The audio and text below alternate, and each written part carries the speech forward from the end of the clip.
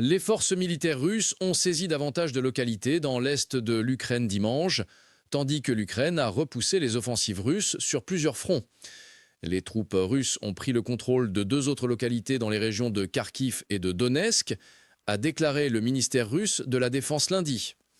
Les forces russes ont frappé des cibles dans plusieurs zones, y compris un lance-roquettes multiple HIMARS de fabrication américaine, des complexes militaro-industriels, des dépôts d'armes de roquettes et d'artillerie, des dépôts de soutien matériel et technique, des points de déploiement temporaire des troupes ukrainiennes et des mercenaires étrangers.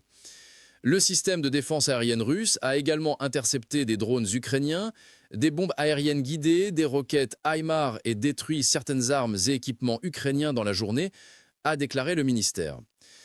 Il y a eu 149 affrontements de combat entre l'Ukraine et la Russie dimanche, a déclaré l'état-major général des forces armées ukrainiennes lundi. Au cours de la journée précédente, les troupes ukrainiennes ont frappé 10 regroupements de personnel et d'équipements russes et ont repoussé l'offensive russe sur plusieurs fronts, selon des rapports de presse.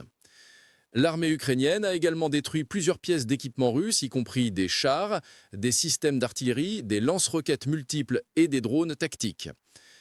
En réponse aux remarques du président américain Donald Trump sur l'envoi possible de missiles de croisière Tomahawk à longue portée en Ukraine, le porte-parole du Kremlin, Dmitri Peskov, a déclaré lundi que l'utilisation de telles armes nécessiterait une participation directe des États-Unis au conflit.